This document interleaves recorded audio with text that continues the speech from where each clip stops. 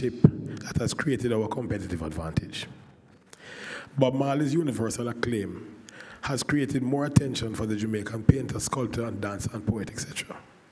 Many other countries realize that we are sometimes divided when it comes to appreciating our own, especially when it emerges from the informally educated members of our population. And those people outside of Jamaica use this to their advantage. And for example, most of the ska bands now are not Jamaican. However, we're making strides. Things are changing positively. Even though some may say slowly. We have already heard about Kingston being designated a creative city for music, the inscription of reggae as national cultural heritage. These are positive moves going forward. But let me rewind and tell you where it's all coming from. Menta was popular among the ordinary Jamaican up to the decade following World War II. At the end of the war, there were opportunities for Jamaicans to go to England and the United States to work. It was a time when radio was expensive, and the majority did not have a radio set. The big band jazz sound was an influence on the boys in the Alpha Boys Schools music program, and we have to remember Alpha, integral organization in this thing. A big band was nonetheless expensive for the everyday Jamaican. So some of those who went abroad returned to the island with new technology and created a Jamaican innovation, sound system. That equipment was never used in the world before for that purpose. It was used for outside broadcast, sports events, and so on, but we were the first persons in the world to use it for keep dancing in our place. It now allowed for the ordinary Jamaican to affordably enjoy a dance. Clement Sir Coxsone Dodd and Duke Reid emerged to be arguably the biggest at the time.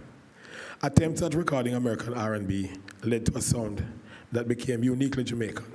Mr. Seaga, who had already recorded and preserved some of Jamaica's original folk music, noticed, and he said this to me personally, he noticed that this new sound coming out of Western Kingston.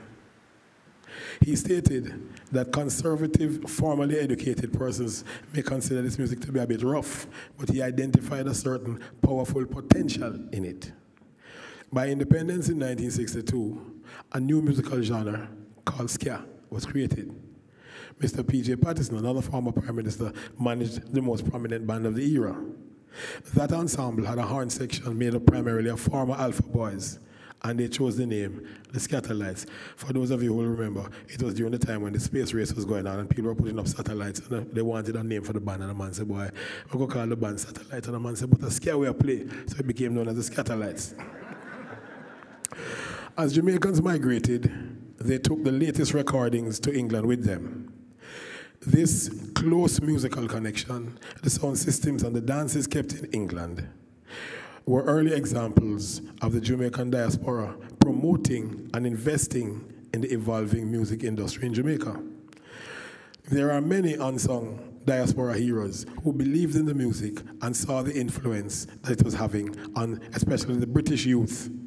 But because of the part of Kingston from which the main output of creativity was emerging, this impact was actually relatively unnoticed locally in those days.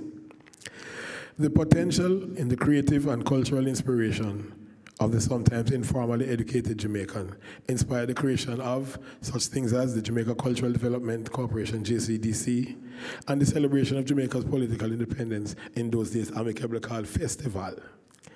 Tootsie Bert and the Maytals won the first festival song contest with Bam Bam. Chris Blackwell and Ernie Ranglin took Millie Small to London and were successful in getting a Top of the Pops hit with My Boy Lollipop. As more styles developed and the advancing technology was acquired, the toasters, these are the guys who used to chat in the dance, were now called DJs. They actually became recording stars. And dub was created. And I'm halfway through my presentation, which will take me about 1 more minute, but I'm setting the time up. So I'm not going to come in like Busy Signal the other day and threaten R. Kelly. I will just ask, sir, can I have a little more time, please? Yes. Became a recording star, and dub was created. Now, dub is another Jamaican innovation. Came out of the sound system. The engineers now became artists because of the advancing technology, and so they started to mix. And in many places we are known as Jamaicans. The Americans used to have an A side and a B side. The Jamaicans say, why are you going to give it 2 for 1? So you used to cut the A side and have a version of the A side and the B side. How you know? Right. Radio was more accessible as the transistor was now in common use. But sound systems still rule the dance hall. But dance hall was still 2 words. In the early 70s, with the United States-Vietnam War over, rock was losing its impact, and the world was ready for an artist to speak out. Influenced by the liberation message of the Rastafari movement, assisted by Chris Blackwell and Island Records, Bob Marley and the Wailers became international icons. Later, dub poetry was in vogue, spearheaded by Oko Onura and Mikey Smith, and dub poetry actually was born at Edna Manley College. The concept album replaced the compilation, and Catch a Fire is reputedly the first Jamaican concept album.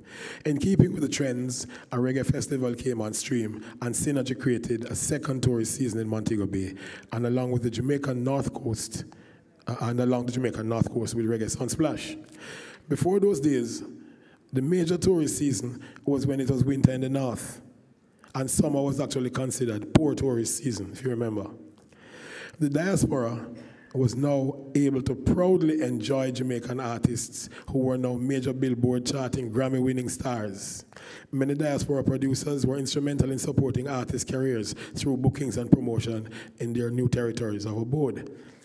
Diaspora festivals such as Caribana in Canada and the Notting Hill Festival in London emerged. The movement inspired non-Jamaican promoters to start promoting reggae festivals. Some of note are Reggae on the River in California, Rototom in Europe, and of course Grooving in the Park, and many, many more. As styles changed and dancehall became one word, the legacy of these pioneers is all of us, grime. Unfortunately, until today, we don't have a mechanical rights collection agency. We don't. We're collecting for performing rights, but mechanical rights is still there. It's a big opportunity in business-wise.